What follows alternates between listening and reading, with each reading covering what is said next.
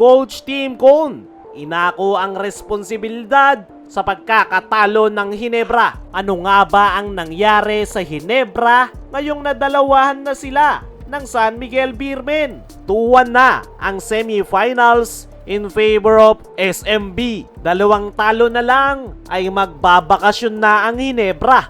Pero ano nga ba yung nangyayari ngayon sa kupunan ni Coach Tim Cone? Bakit after nilang manalo noong Game 1 ay bigla silang nahirapan sa San Miguel? Ang sagot nga mga chong ay mas malalim ang SMB. Magawa man nilang mapigilan si Junmar Fajardo ay meron namang isang magi-step up para sa San Miguel. At yun na nga yung nangyari noong Game 2 at sa kakatapos lang na Game 3. Noong Game 2 ay si Jeron Teng yung naging magic bunot ng San Miguel Beermen at sa kakatapos lang na Game 3 ay ito namang si Don Troliano ang trumabaho with 33 big points. Bukod dyan, isa pa sa naging problema ng Barangay Ginebra ay yung points in the paint ng San Miguel. Nakagatas ng 50 points ang SMB sa loob ng painted area. Alam nga ng San Miguel Beermen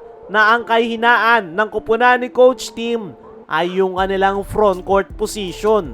Kaya naman, yan nga palagi yung inaatake ng San Miguel. Kaya madali nilang natatalo ang Barangay Ginebra. Yung strength nga ng Barangay Ginebra ngayong conference ay yung kanilang outside shooting. Pero hindi nila yan na ipapakita sa ngayon. Sa kakatapos lang na Game 3 ay sa 28 attempts nila sa 3-point area ay 7 nga lang ang nagawa nilang may pasok. Hirap na nga sila sa loob ng painted area dahil sa kanilang kakulangan sa front court position, tapos hindi pa pumapasok yung kanilang mga outside shots. Kaya naman, ang resulta hindi nagiging maganda yung flow ng kanilang opensa dahil yung tanging pag-asa lang ng Barangay Ginebra para manalo kontra San Miguel ay ang kanilang 3-point shooting. At dahil hindi na nagpapapasok yung tira ng Barangay Ginebra ay doon na nga tinatamad yung mga players. Yan nga yung isa sa sakit ng Barangay Ginebra.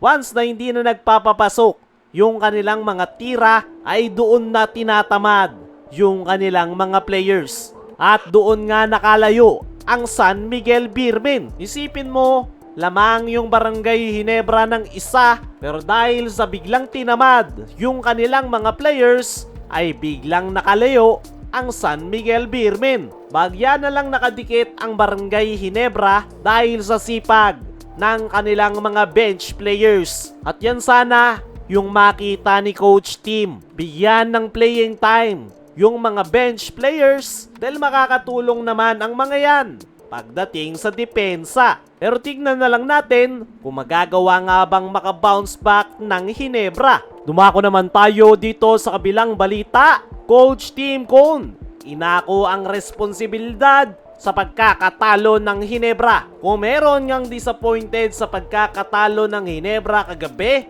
ayan ay walang iba kundi ay itong si Coach Tim Cone. Pero ayon niya, sa kanyang naging latest interview ay inaako niya nga yung kanilang pagkakatalo. Dahil hindi niya nga daw na i-ready ang kanyang mga players at mas kailangan niya nga raw na mas maging better yung kanyang trabaho na may i-lock in yung kanyang mga players kontra San Miguel. Nabanggit pa ni Coach Tim ay talagang sinubukan nilang sumabay sa San Miguel pero talagang hindi daw maganda yung kanilang performance. Kulang daw sila sa poise at hindi nga din daw nila alam kung ano yung kanilang gagawin dahil napakalakas daw talaga ng San Miguel Beermen. Para daw matalo ang San Miguel ay kailangan nilang makapagpakita ng great performance. At wala ngang sinisisi si Coach Tim sa kanyang mga players at talagang inaako niya yung kanilang pagkakatalo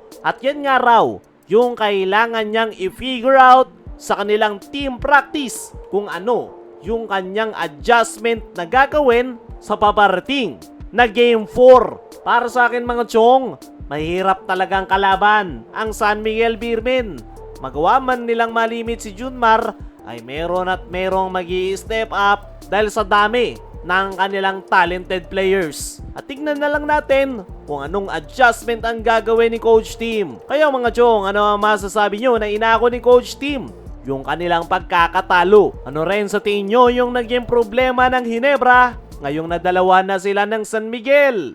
I-comment mo lang dyan sa ibaba.